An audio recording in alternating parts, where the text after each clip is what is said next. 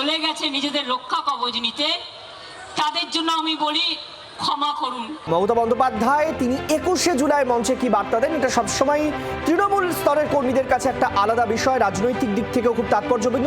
এবার ছিল আলাদা গুরুত্ব, কারণ এবার আসল তৃণমূল, নকল তৃণমূল, ঋত তৃণমূল, মমতা তৃণমূল, কে কোথায় কি বার্তা দিচ্ছেন। মমতা বন্দ্যোপাধ্যায় ধরে ধরে প্রত্যেকটি জায়গায় বিষয়ে তিনি বার্তা দিলেন। তিনি সবচেয়ে বড় কথা বললেন, সবচেয়ে বেশি আক্রমণ করলেন ঋতব্রত শিবিরকে, নাম না করে গদ্দার দলবদলুদেরকে নিশানা করলেন মমতা বন্দ্যোপাধ্যায়।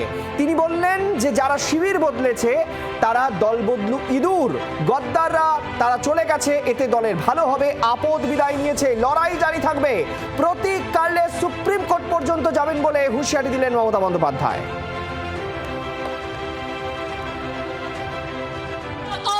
ইঁদুরের মতো বালিশের খোলে লুকিয়ে থাকেন, কখন বালিশটা কাটবেন। আর আমরা সুন্দরবনের বাঘের বাচ্চার মতন লড়াই করি, এটা আপনাদের সাথে আমাদের তফাৎ।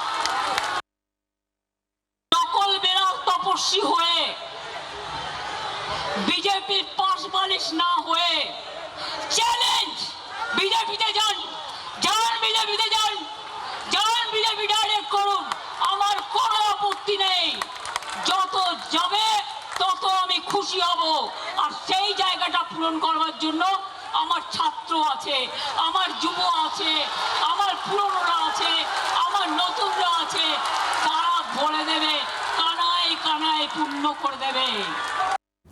প্রবীর চক্রবর্তী আমাদের প্রতিনিধি রয়েছেন আমাদের সঙ্গে টেলিফোন লাইনে। প্রবীর, মমতা বন্দ্যোপাধ্যায় যেটা মূল বোঝানোর চেষ্টা করলেন যে যারা গেছেন সেটা আপদ বিদায় হয়েছে, দল তিনি নতুন করে গড়ে নিলেন, গড়ে নেবেন এবং আজ থেকে সেই লড়াই শুরু করলেন।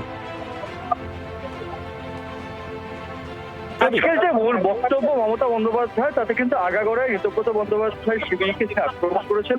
যে ঋতব্রত বন্দ্যোপাধ্যায় সহ যারাই গেছেন তারা মূলত ইডি সিবিআই এর ভয়ে তারা চলে গেছে এবং তারা বেশ কিছু লোক দলের মধ্যে থেকে করে খেয়েছে। কিন্তু যারা চলে গেছে ভালো হয়েছে, আপদ বিদায় হয়েছে। তিনি নতুন করে দল গঠন করবেন আগামী প্রজন্মকে দিয়ে এবং পুরনো যারা রয়েছে দলের তাদেরকে নিয়ে নতুন দল গঠন করবেন এবং তারা যারা আত্মসমর্পণ করেছেন গিয়ে বিজেপির কাছে তাদেরকে যে আর কোনো দিন দলে ফেরানো হবে না, সেই বার্তাও কিন্তু মমতা বন্দ্যোপাধ্যায়ের গলায় বেড়াই শোনা গেল যে আর কোনো দিন তাদেরকে ফেরানো হবে না।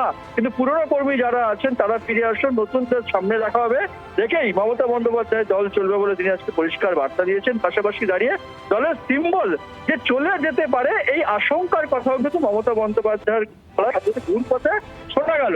তিনি কার্যত বললেন যদি সিম্বল চলেও যায়, মানুষই হচ্ছে আসল সিম্বল, মানুষের সিম্বলে তিনি চলবেন। কিন্তু এই সিম্বলের জন্য তিনি যে সুপ্রিম কোর্ট পর্যন্ত লড়াই করবেন সেই হুঁশিয়ারিও দিয়ে রাখলেন যে সিম্বলের জন্য তিনি লড়াই করবেন সুপ্রিম কোর্ট পর্যন্ত।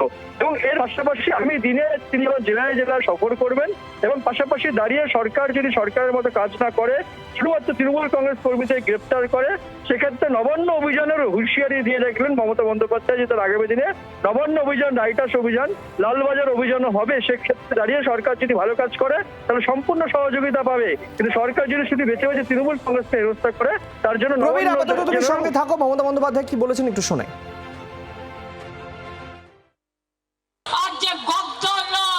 ইডি বাঁচাতে, সিআইডি বাঁচাতে, সিবিআই বাঁচাতে চলে গেছে নিজেদের রক্ষা কবচ নিতে, তাদের জন্য আমি বলি ক্ষমা করুন, আপনাদের আর প্রয়োজন নেই। ভালো থাকুন, আপনারা ভালো থাকুন, আপনাদের পরিবার ভালো থাকুন, ধনে মানে প্রাণে সম্পদ নিয়ে আর নিজের পরিবার নিয়ে ভালো থাকুন। আপনারা মানুষের পরিবার নয়, আপনারা তৃণমূল পরিবার নয়, দ্যাট ইজ দ্য রিয়েলিটি, এটা হচ্ছে বাস্তব। সন্দীপন সাহা আমাদের সঙ্গে এই মুহূর্তে টেলিফোন লাইনে রয়েছেন। সন্দীপন বাবু, জি 24 ঘন্টায় স্বাগত। আপনি শুনলেন মমতা বন্দ্যোপাধ্যায় কি বলেছেন। আমি শুধু একটা অ্যাডেড কোশ্চেন করব, সেটা হচ্ছে মমতা বন্দ্যোপাধ্যায় আপনাদেরকে গদ্দার বলেছেন, আপনারা কি মেনে নিচ্ছেন? চ্যাটার্জি কমিশনের রিপোর্টটা পাবলিশ না করে সেটাকে লুকিয়ে রাখা হলো কার স্বার্থে? এই প্রশ্নের উত্তর তিনি আগে দিক। শহীদ স্মরণ সমাবেশ করার সব নৈতিকতা হারিয়ে ফেলেছেন উনি চ্যাটার্জি কমিশনের রিপোর্ট পাবলিশ না করে তার যা রেকমেন্ডেশন, সেই রেকমেন্ডেশনগুলোকে না মেনে তিনি শহীদদেরকে নিয়ে প্রতারণা করেছেন, তাদেরকে সামনে রেখে শুধু রাজনীতি করেছেন। 21শে জুলাই করেছেন সেলিব্রিটিদেরকে সামনে বসিয়ে, আর শহীদ পরিবারদেরকে যথাযথ সম্মান তিনি দেননি। আজ শহীদ পরিবারদেরকে সামনের রোতে বসিয়ে আমরা শহীদ স্মরণের সমাবেশ করেছি এবং শহীদ পরিবারদের পাশে দাঁড়াবার আমরা অঙ্গীকারবদ্ধ। সন্দীপন বাবু, আপনাদের তো পরিষ্কারভাবে বিজেপির বি টিম বলেছে, আপনারা বিজেপির কাছে বিক্রি হয়ে গেছেন বলেছেন মমতা বন্দ্যোপাধ্যায়। আমরা তৃণমূল কংগ্রেস, স্বীকৃত তৃণমূল কংগ্রেস, আমরা তৃণমূল কংগ্রেসের সর্বস্তরের কর্মী সমর্থকদের সাথে নিয়ে বিজেপির বিরুদ্ধে লড়াই করছি। সেটা আজকে মেয়র রোডে মানুষের উচ্ছ্বাস দেখে সেটা প্রতিষ্ঠিত।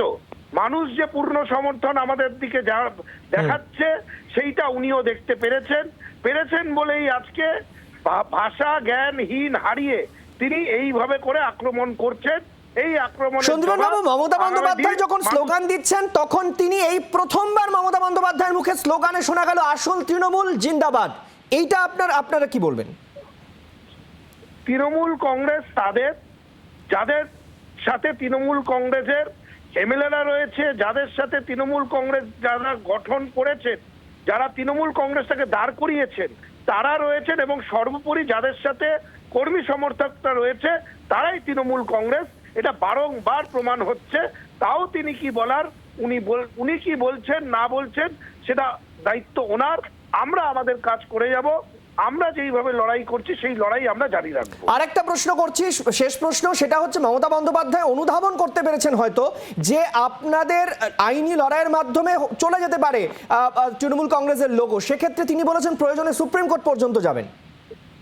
তিনি সুপ্রিম কোর্ট যেতে পারেন, ইন্টারন্যাশনাল কোর্ট যেতে পারেন, সেটা তার ব্যক্তিগত বিষয়। কিন্তু আজকে যেখানে তার দলের নির্বাচিত, উনি তখন চেয়ারপারসন ছিলেন, দলের নির্বাচিত বিধায়করা তারা এবং বাকি যারা সংগঠনের বিভিন্ন পদে ছিলেন সকলে মিলে ন্যাশনাল ওয়ার্কিং কমিটি সেটা গঠন করেছেন, গঠন করে অরূপ রায়কে চেয়ারপারসন করেছেন। তো তৃণমূল কংগ্রেস আজকে যারা ন্যাশনাল ওয়ার্কিং কমিটির মেম্বার তারাই তৃণমূল কংগ্রেস, এবং তাদের সাথে থাকা যত সমর্থক তারা তৃণমূল কংগ্রেস। যেই বিধায়করা যার সংখ্যা 2/3 বেশি, 60-এর ওপরে, তারা যারা সই করে স্পিকারের কাছে, মাননীয় স্পিকারের কাছে চিঠি জমা দিয়েছেন কে এলওপি হবেন এবং কে চিফ হুইপ হবেন, তারাই তৃণমূল কংগ্রেস। উনি কোন কোর্টে যেতে চান সেটা তার ব্যক্তিগত ব্যাপার। তৃণমূল কংগ্রেস আমরা, এবং আমরাই থাকবো তৃণমূল কংগ্রেস।